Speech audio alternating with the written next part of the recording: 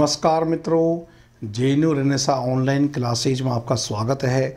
भारतीय इतिहास में हम प्राचीन भारत में हड़प्पा सभ्यता का अध्ययन कर रहे हैं और कुछ विशिष्ट पहलुओं की हम बात कर रहे हैं। हड़प्पा सभ्यता के अन्य महत्वपूर्ण बिंदु।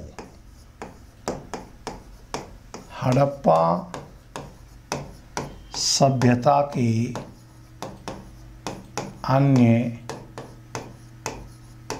महत्वपूर्ण बिंदु, जिसमें हमने 32 पॉइंट को डिस्कस किया है पिछली क्लासेज में, और उसी प्रकरण को हम आज आगे बढ़ाते हैं। मित्रों ध्यान रहे, पिछली बार भी हमने बात की कि हड़प्पा सभ्यता में सबसे ज़्यादा ऐसी मुद्राएं मिली हैं जिस पर एक श्रृंगी पशु का चित्रण ज़्यादा है। यह आप लोगों ने पिछली क्लास में नोट किया था कि सर्वाधिक मुद्राओं पर एक श्रृंगी पशु सबसे ज़्यादा जो चित्रण मिलता है वो एक श्रृंगी पशु का चित्रण मिलता है। अब मित्रों आप इस बात को बराबर ध्यान रखेंगे कि सर्वाधिक जो प्रचलित मोहर मिलती है, मुद्राएं मिलती हैं, वो मिलती हैं चौकोर, और चौकोर में भी एक तो है वर्गाकार और एक है आयताकार। तो ध्यान रखेंगे कि आयताकार और वर्गाकार में भी एक बड़ा अंतर ये है कि इसको आप लेंगे वर्गाकार, इसमें पशु आकृति भी आपको मिलेगी जो वर्गाकार मुद्राएं हैं, और इसमें मुद्रा लेख। तो मुद्रा लेख के साथ पशु आकृति की जो छाप है वो तो आपको मिलेगी वर्गाकार वाली मुद्राओं में, और ज़्यादा मात्रा में कौन सी चल रही थी, वर्गाकार मुद्राएं या मोहरें। और जो आयताकार मुद्राएं हैं उसमें पशु आकृति ना मिलकर के केवल मुद्रा लेख मिलता है लिखा हुआ। इस पहलू को भी आप अच्छे से ध्यान रखेंगे। सर्वाधिक मुद्राओं पर एक श्रृंगी पशु का चित्रण मिलता है। लेकिन मित्रों ये भी ध्यान रखेंगे, कला की दृष्टि से सबसे उत्कृष्ट मूर्ति किसकी मानी गई है, तो उसका उत्तर है कुबड़ वाले सांड की। तो कला की दृष्टि से सबसे उत्कृष्ट मूर्ति, कला की दृष्टि से सबसे उत्कृष्ट मूर्ति, तब इसका उत्तर हो जाएगा कुबड़ वाला सांड। कुबड़ वाला सांड कह लो या इसको बैल कह लो, कुबड़ वाला बैल बराबर क्वेश्चन परीक्षा में आए हुए हैं। लेकिन आपसे पूछ ले कि भाई आप तो ये बताओ कि सर्वाधिक मरण मूर्तियां किसकी मिली है, तो उत्तर हो जाएगा बिना कुबड़ वाला सांड कह लो या बैल कह लो इस संदर्भ में। तो मुद्राओं पर सबसे ज़्यादा जो पशु आकृति चित्रित है वो तो एक श्रृंगी पशु है। कला की दृष्टिकोण से सबसे उत्कृष्ट मूर्ति है वो कुबड़ वाला सांड की है, और सर्वाधिक मरण मूर्तियां मिली हैं वो मिली हैं बिना कुबड़ वाला सांड। और कला की दृष्टि से सबसे उत्कृष्ट मूर्ति है वो है कुबड़ वाला सांड। एक जैसे दिखने वाले प्रश्नों को बहुत अच्छे से आप ध्यान रखेंगे। और जब हम मुद्राओं के संदर्भ में बात कर रहे हैं तो इस पहलू को आप बराबर ध्यान रखेंगे कि अर्नेस्ट मैके को, नाम भी ध्यान रखेंगे विद्वान का, अर्नेस्ट मैके को मोहनजोदड़ो से पशुपति शिव की मुद्रा प्राप्त हुई है। और इस मुद्रा को मार्शल महोदय ने आद्य शिव का नाम दिया है। यह आप पहले भी डिस्कस कर चुके हैं। पूछ लेंगे पशुपति शिव की मोहर कहाँ से प्राप्त हुई है, उत्तर हो जाएगा मोहनजोदड़ो। इसके खोजकर्ता कौन है, अर्नेस्ट मैके। और मित्रों ध्यान रहे कि इस मोहर की विशेषता से यूपीएससी में क्वेश्चन आया हुआ है। ये जो पशुपति की मोहर मोहनजोदड़ो से मिली है, इस मोहर में एक त्रिमुखी पुरुष को एक चौकी पर बिठाया गया है पद्मासन की मुद्रा में। और उसके दाहिनी ओर क्या और उसके बाहिनी ओर कौन से पशु मिलते हैं, ध्यान रखेंगे।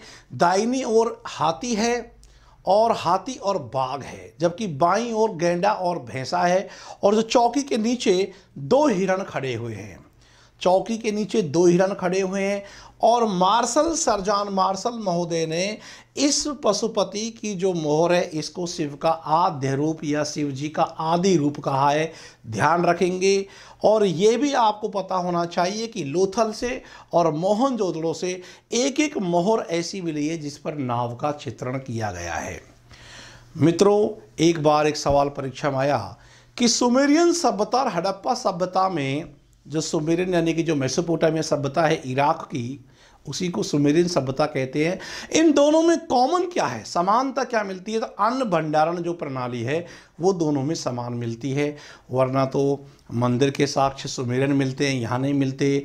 उनकी कीलाक्षर लिपि है, यहाँ की हमारी जो है भाव पिक्टोग्राफी है। तो इन पहलुओं को भी आपको ध्यान रखना है। तो ये बिंदु आपको बराबर ध्यान रखने हैं। और विशेषकर ये जो पशुपति शिव की मूर्ति है, इसके बाएं तरफ क्या है, दाएं तरफ कौन से पशु हैं, बराबर ध्यान रखेंगे। और मित्रों ये सिंधु घाटी सभ्यता के लोग ये लिंग योनि के उपासक थे, लेकिन ध्यान रहे प्राकृतिक शक्तियों के उपासक नहीं है। यहाँ मातृ देवी की उपासना, आदि शिव की उपासना के रूप मिलते हैं, लेकिन प्राकृतिक शक्तियों की उपासना का संबंध वैदिक काल से जुड़ता है। इसके बाद मित्रों एक पहलू जो आपको विशेष रूप से याद रखना है, अन्य महत्वपूर्ण तथ्य की हम बात कर रहे हैं, कुछ विशिष्ट बिंदुओं का अध्ययन कर रहे हैं, एक प्रकार से कहीं तो पुनरावृत्ति कर रहे हैं।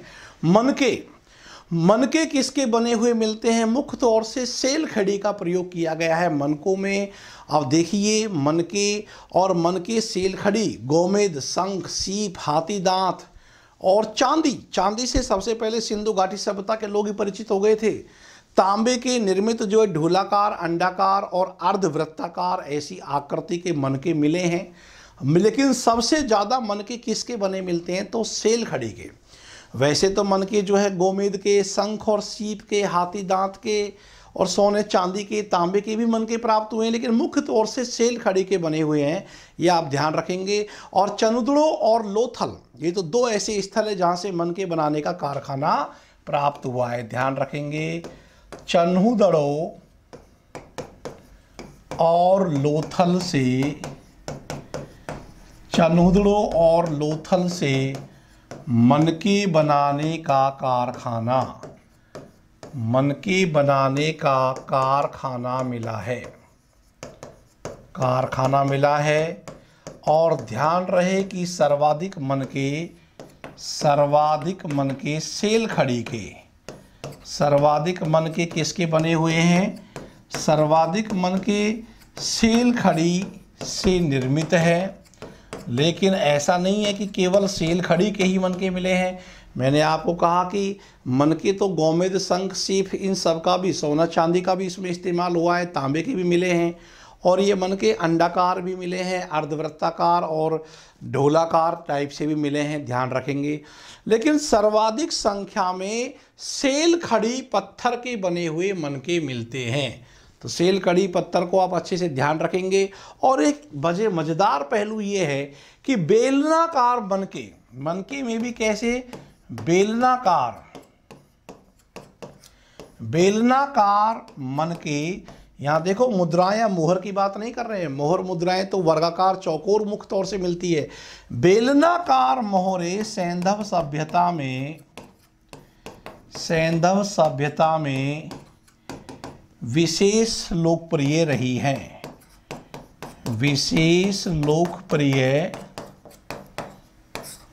हैं। तो मनके में कौन सा रूप है? बेलनाकार आप जानते ही हैं, बेलन के आकार की। तो बेलनाकार ये तो आप मनके ध्यान रखेंगे। और मुद्राओं में चौकोर, मुद्राएं यानी मोहर अलग चीज़ है और मनके अलग चीज़ है।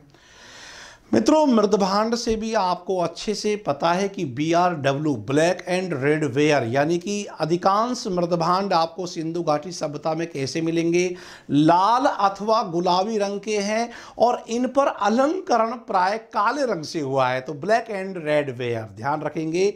मृदभांड के संदर्भ में इस पहलू को अच्छे से ध्यान रख लेंगे आप। सिंधु घाटी सभ्यता के संदर्भ में मृदभांड मुख्य तौर से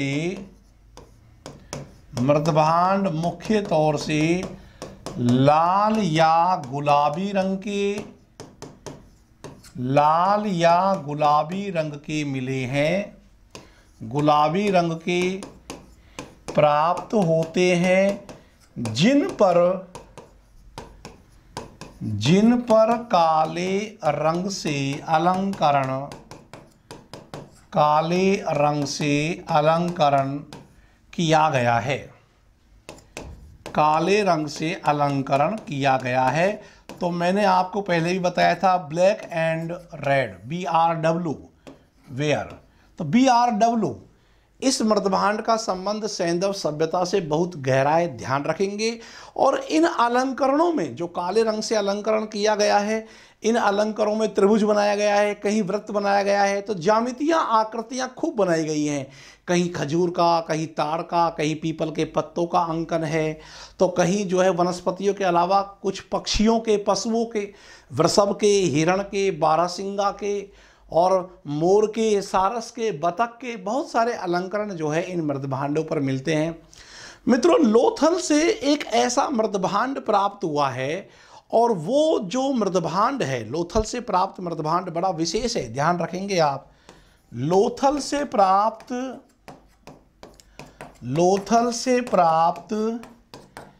एक मृदभांड, क्या है इसकी खासियत इस मृदभांड की? लोथल से एक ऐसा, लोथल जो कहाँ स्थित है? गुजरात में। लोथल से एक ऐसा मृदभांड प्राप्त हुआ है, उस पर एक चित्रण है। चित्रण क्या है कि एक वृक्ष पर मुंह में मछली पकड़े हुए एक चिड़िया बैठी हुई है और नीचे एक लोमड़ी का चित्र है। इसको पंचतंत्र की जो प्रसिद्ध कहानी है चालाक लोमड़ी, उसकी याद आ जाती है। तो लोथल से प्राप्त एक मृदभांड पर एक चित्रण है और ये कौन सा चित्र है? एक चित्रण है जिसमें मछली मुंह में पकड़े हुए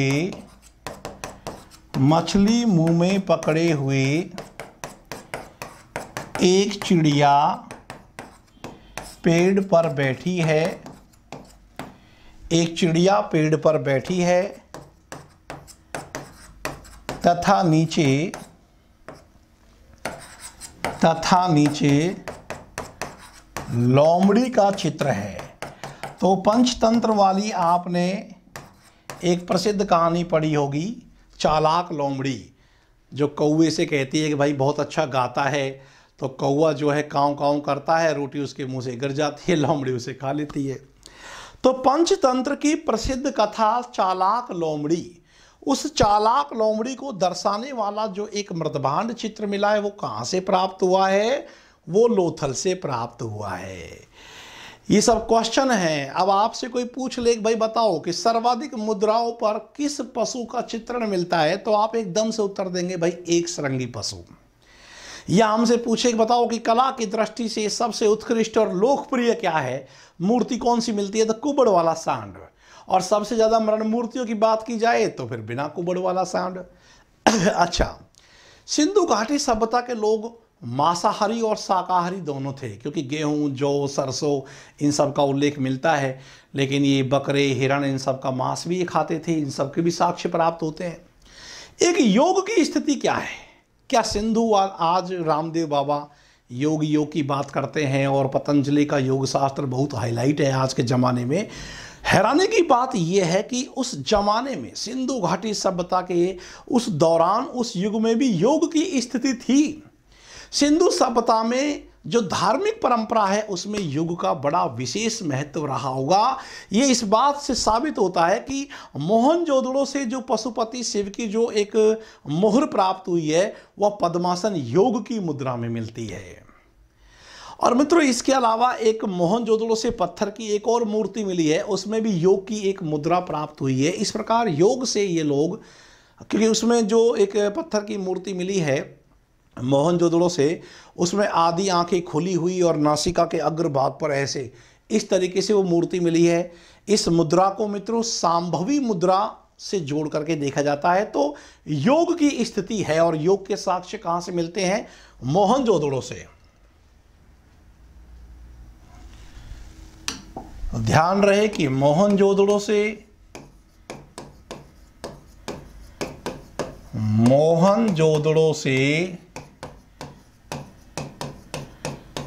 योग की मुद्रा के साक्ष्य प्राप्त हुए हैं। तो एक तो जो पशुपति शिव जी की जो मोहर मिली है वो पद्मासन योग की मुद्रा में है। दूसरा एक मोहनजोदड़ो से पत्थर की मूर्ति भी मिली है जिसके दोनों आंखें आधी खुली हुई और नासिका के अग्रभाग पर स्थित है। तो योग की स्थिति को स्वीकार किया गया है कि ये लोग योग से परिचित थे।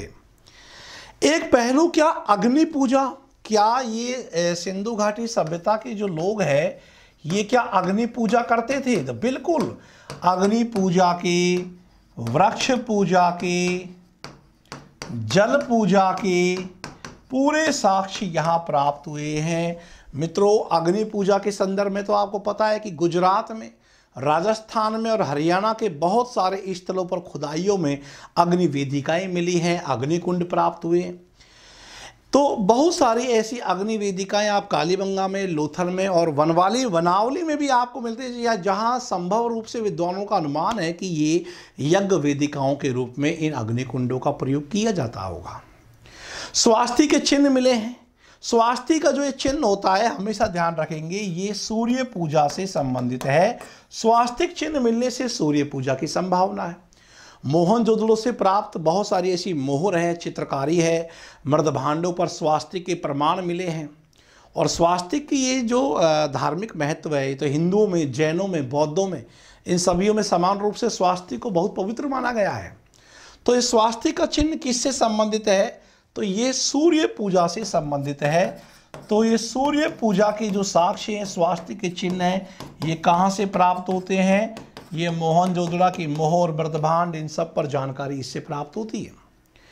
अब एक बड़ा मजेदार बात यह है कि क्या आपसे ये पूछा जाए कि बताओ कि क्या सिंधु निवासी मूर्ति पूजा करते थे?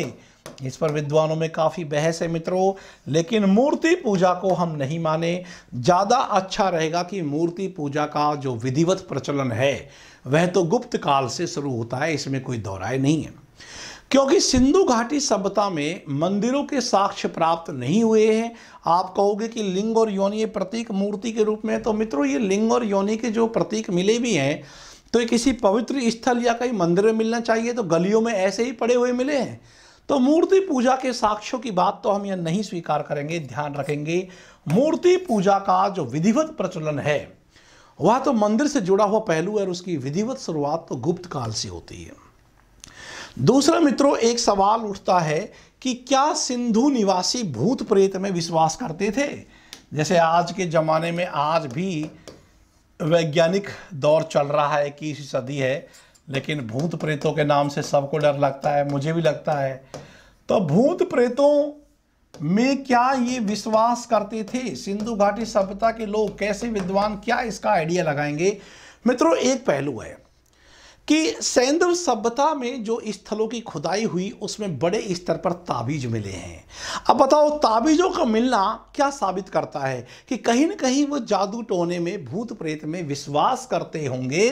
तो ध्यान रखेंगे कि हड़प्पा सभ्यता की खुदाई में, हड़प्पा सभ्यता की खुदाई में अनेक स्थलों पर, हड़प्पा सभ्यता की खुदाई में अनेक स्थलों पर ताबीज प्राप्त हुए हैं, ताबीज मिले हैं,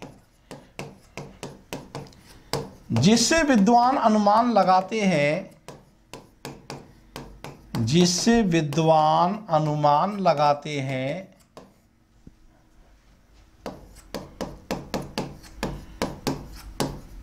कि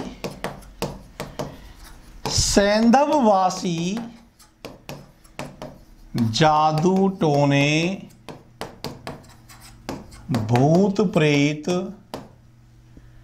में विश्वास करते होंगे, में विश्वास करते होंगे। क्या सिंधु निवासी, सैंधव निवासी, क्या ये सती प्रथा में विश्वास करते थे?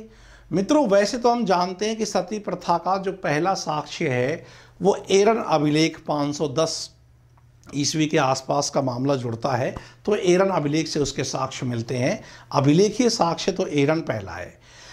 लेकिन मैंने आपको पढ़ाया कि लोथल में 3 युग्मित समाधान मिलना, कालीबंगा में 1 युग्मित समाधान मिलना, ये साबित करता है, विद्वान लोग अनुमान लगाते हैं कि सती प्रथा के साक्ष्य भी प्राप्त हुए हैं। तो मित्रों, ये पहलू है सिंधु घाटी सभ्यता से जुड़े हुए तमाम परिवेश, इसके उत्थान पतन, इसके तीनों चरण, विभिन्न स्थल, वहाँ से प्राप्त जानकारियाँ, इसके सामाजिक, धार्मिक, राजनीतिक, आर्थिक तमाम इसके पहलुओं को हमने विस्तार से विश्लेषण किया है। यहाँ से आपके 3 से 4 सवाल परीक्षा में आएंगे। अब कुछ महत्वपूर्ण सवाल जो विगत परीक्षाओं में आए हुए हैं, वस्तुनिष्ठ प्रकार के जो सवाल हैं, वो देखो मैं आपको प्रस्तुत करता हूँ बोर्ड पर सामने। आप देखेंगे कि क्या आप इनके उत्तर दे पा रहे हैं। देखिए क्वेश्चन नंबर 1, देखिए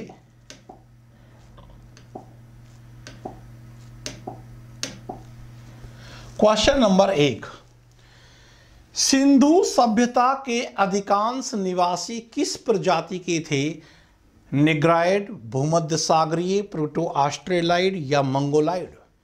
तो आपका सही उत्तर होगा वो होगा भूमध्य सागरीय, क्योंकि भूमध्य सागरीय मेडिटेरियन जो हैं, इन्हीं को सिंधु घाटी सभ्यता के वास्तविक निर्माता प्रजाति के संदर्भ में जाना जाता है। और ये जो आप पढ़ रहे हैं कि निग्रेटो, तो निग्रेटो तो सबसे आदिम जनजाति है, प्रजाति है, लेकिन वो सिंधव समाज में नहीं पाई जाती।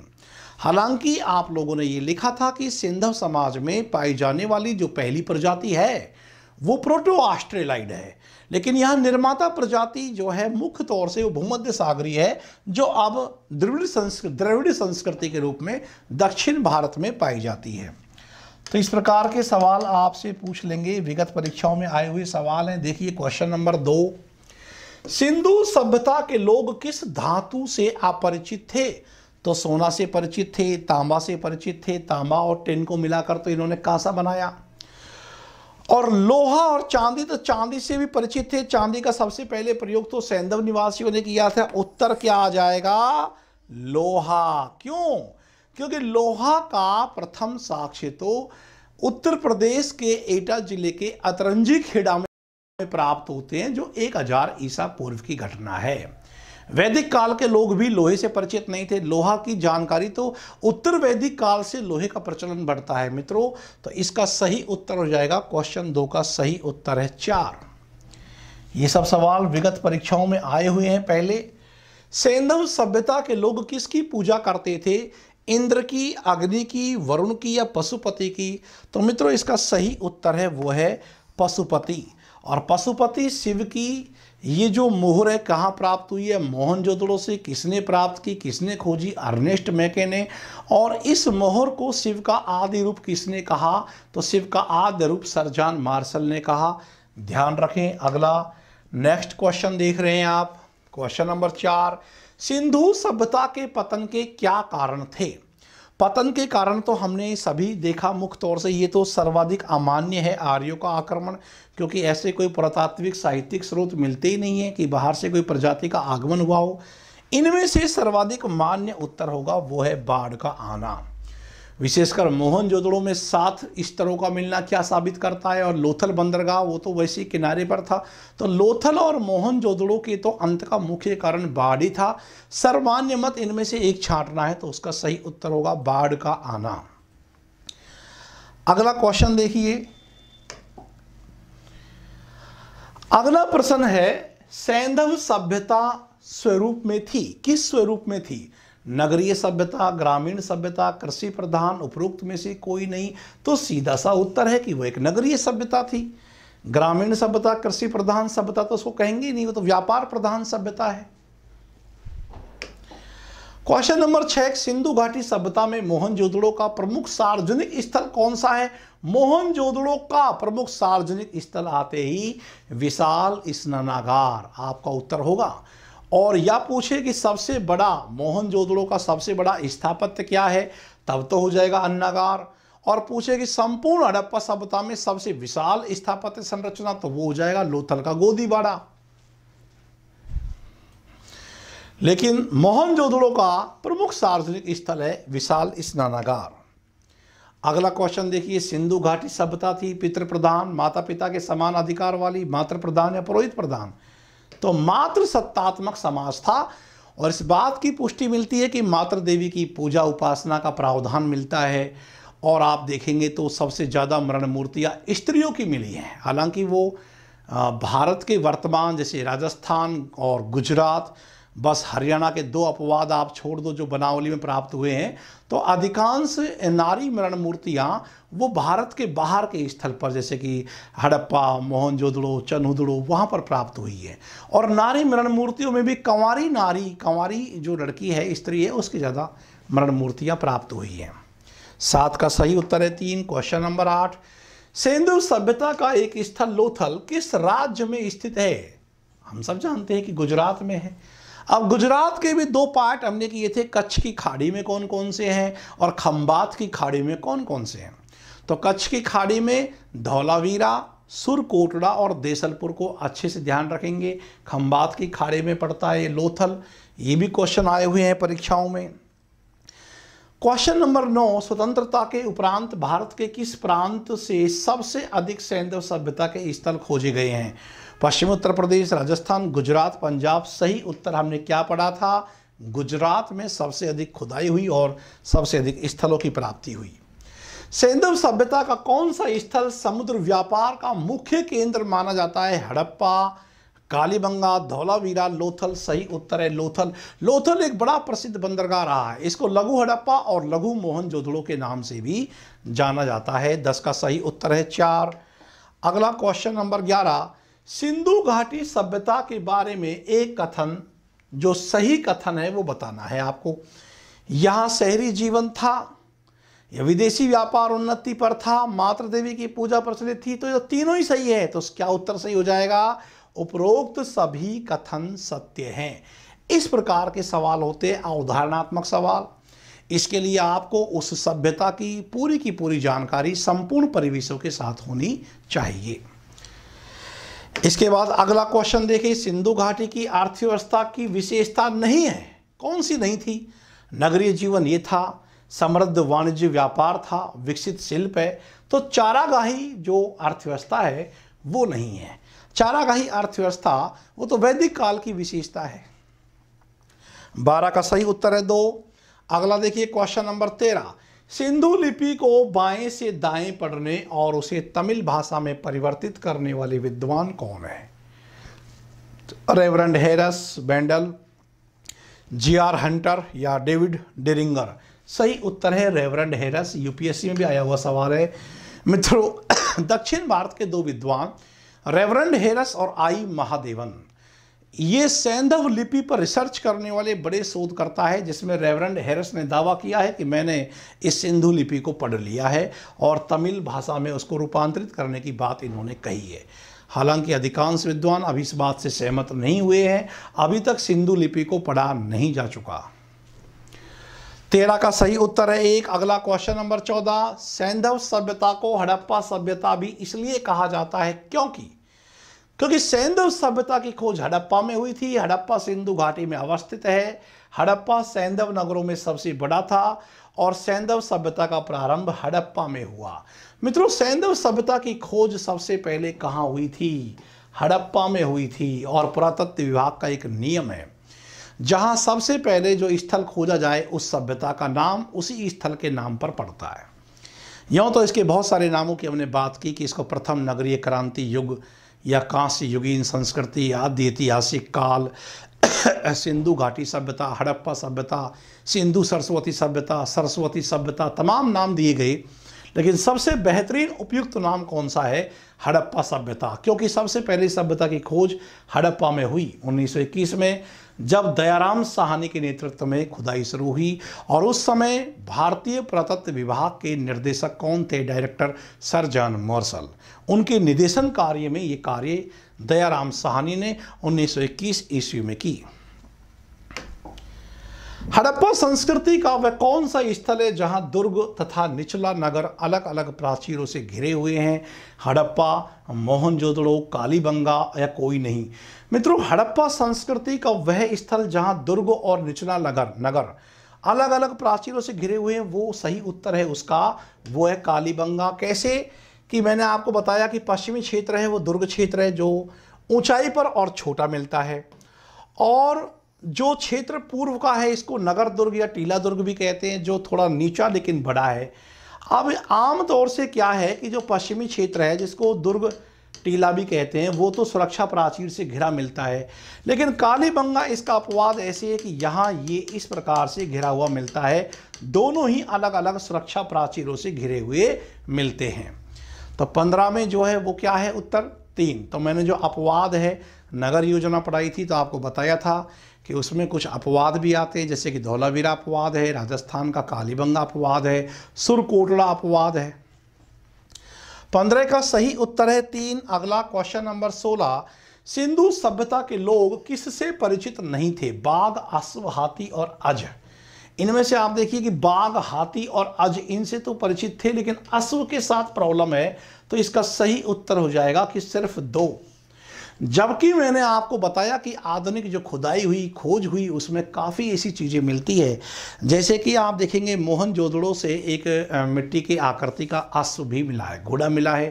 राणागुंडई स्थल से जबड़े मिले हैं घोड़े के। सुरकोटड़ा से घोड़े की अस्थियों के अस्थिपंजर मिले हैं।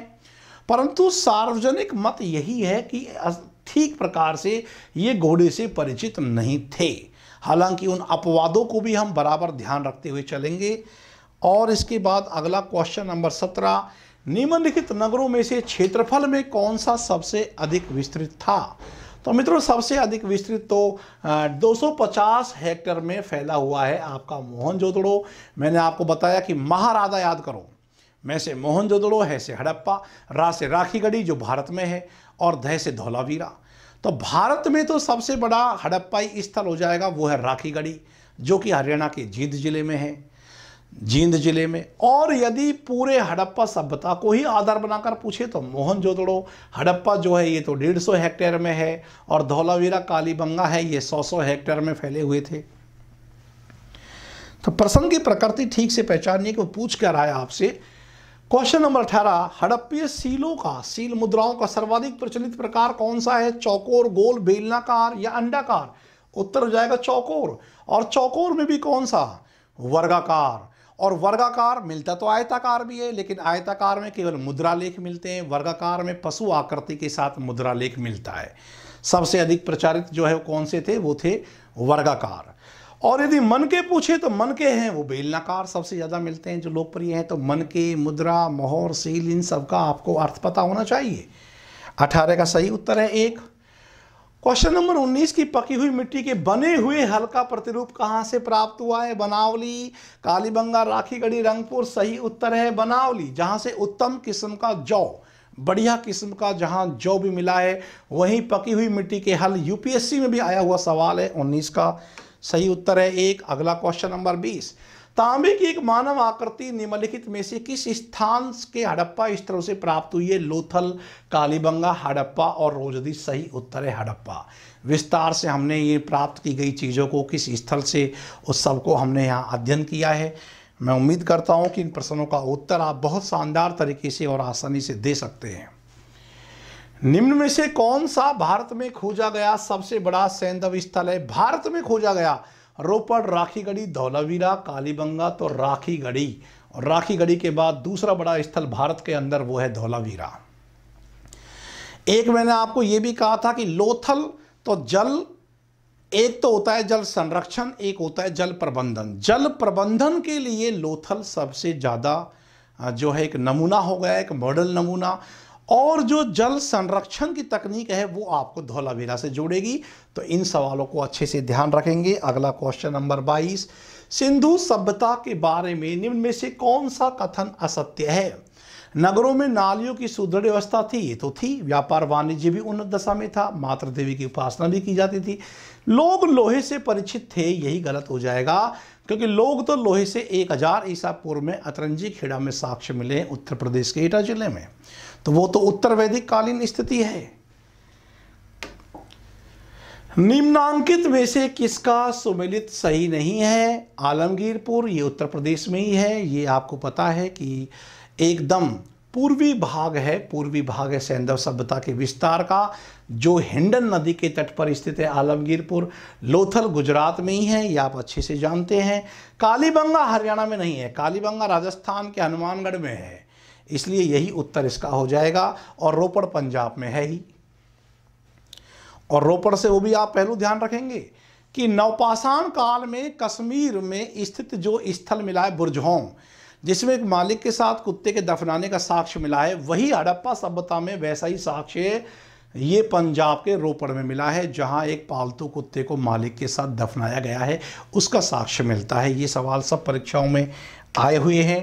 क्वेश्चन नंबर 24 देखिए, हड़प्पा संस्कृति के किस स्थल से सिंदूर के प्रमाण प्राप्त हुए? नौसारो, पाकिस्तान के बलूचिस्तान में स्थित नौसारो मित्रों, वहां से ऐसी मृण मूर्तियां प्राप्त हुई है जिनकी मांग में आज भी सिंदूर भरा हुआ है।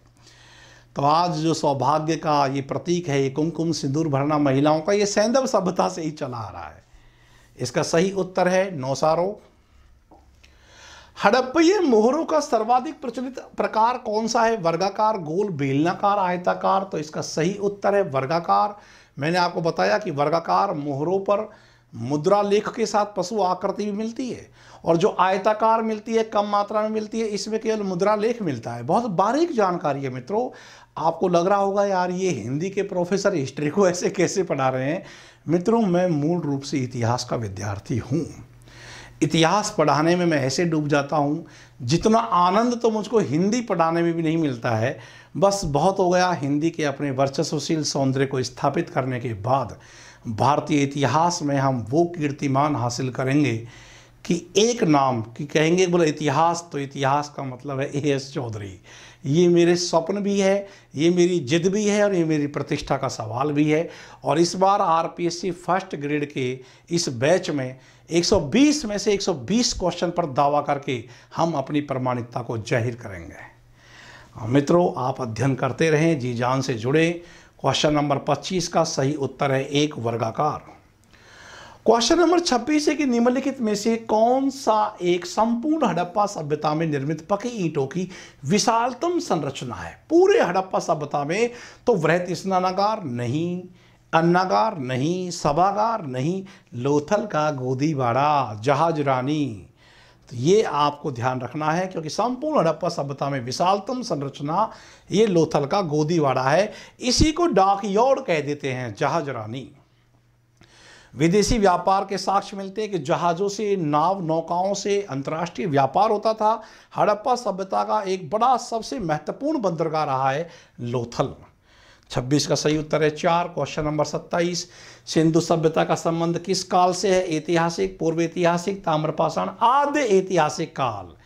आद्य ऐतिहासिक काल क्या है कि साहित्यिक स्रोत भी मिलते हैं पुरातात्विक स्रोत के साथ, लेकिन पूरी तरीके से हम पुरातात्विक स्रोत पर ही निर्भर रहते हैं, साहित्यिक स्रोतों को पढ़ नहीं पाते। लिपि तो है इसकी, लेकिन वो पढ़ी नहीं गई है। आद्य ऐतिहासिक काल। और सिंधु सभ्यता को हड़प्पा सभ्यता क्यों कहा जाता है? कि हड़प्पा सैंधव सभ्यता की मूल स्थली है। हड़प्पा से सैंधवकालीन विशेष जानकारी प्राप्त होती है।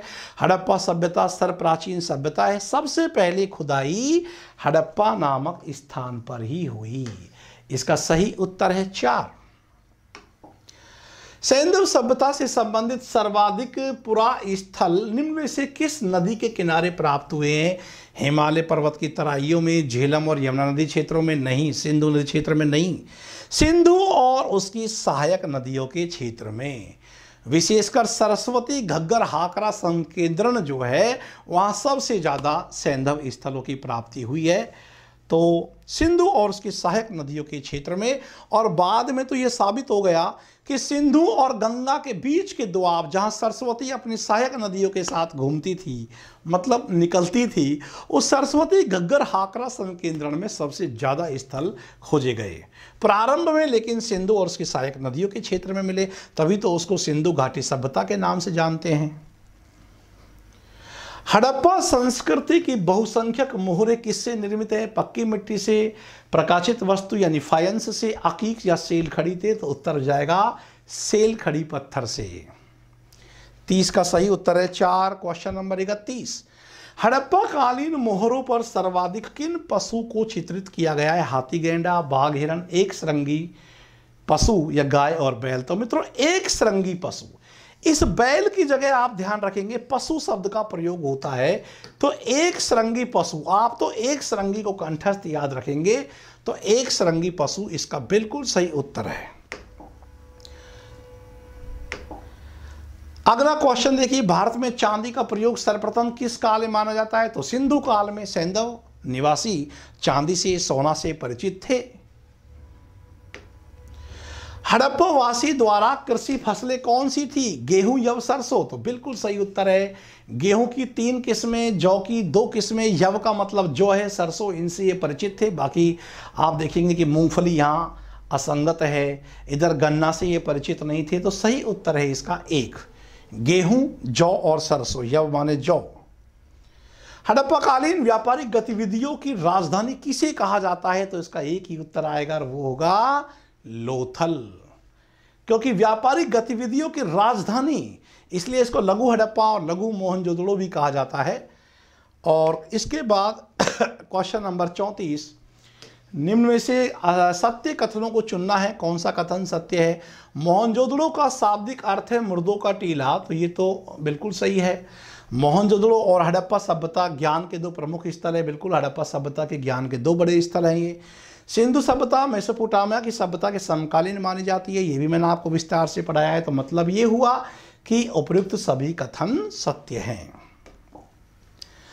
निम्नलिखित में से किस हड़प्पाई स्थल से एक रंगाई हौज, ध्यान रखेंगे, एक रंगाई हौज और जल निकासी की सबसे अच्छी प्रणाली प्रकाश में आया है? हड़प्पा, सुरकोटड़ा या कि सुरकोटड़ा या कालीबंगा या कि लोथल? सही उत्तर है लोथल।